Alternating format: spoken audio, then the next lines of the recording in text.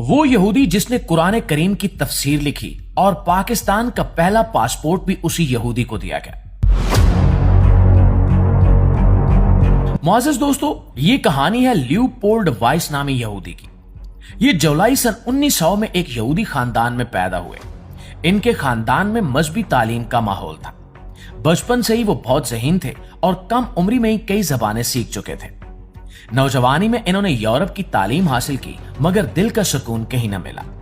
وہ فلسفہ، تاریخ اور سیاست پڑھتے رہے، لیکن اندر ایک خلا محسوس کرتے تھے۔ صحافت کے شعبے میں آنے کے بعد انہیں عرب دنیا جانے کا موقع ملا۔ یہ مشرق وسطیٰ کے سفر پر نکلے تو پہلی بار انہوں نے مسلمانوں کی زندگی کو قریب سے دیکھا۔ ایک سفر کے دوران ایک عرب شخص نے بغیر جان پہچان انہیں کھانے کی دعوت دی۔ یہ بات ان کے لیے حیران کن تھی، کیونکہ یورپ میں لوگ ایک دوسرے سے اتنے قریب نہیں ہوتے تھے۔ انہوں نے دیکھا کہ مسلمان آپس میں بھائیوں کی طرح رہتے ہیں، ایک دوسرے کے دکھ درد کو بانٹتے ہیں اور مہمان کا احترام کرتے ہیں، اور یہیں سے ان کے دل میں اسلام کے لیے نرم گوشہ پیدا ہونا شروع ہوا۔ بعد میں انہوں نے قرآن کا مطالعہ شروع کیا اور پھر ایک دن صدقے دل سے اسلام قبول کر لیا۔ وہ کہتے تھے کہ اسلام ان کے دل میں خاموشی سے داخل ہوا۔ قرآن پڑھتے ہوئے انہیں ایسا لگا جیسے ان کے تمام سوالوں کے جواب مل گئے ہوں۔ ایک رات وہ اپنی بیوی کے ساتھ ٹرین میں سفر کر رہے تھے۔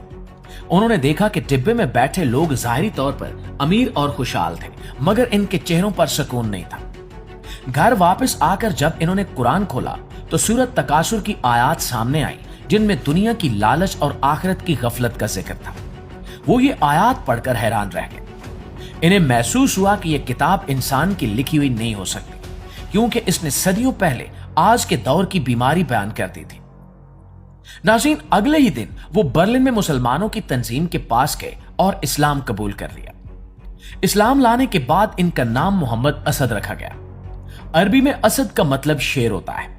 ان کی بیوی نے بھی اسلام قبول کیا اور اس کے بعد انہوں نے اپنی زندگی اسلام کے لیے وقف کر دی۔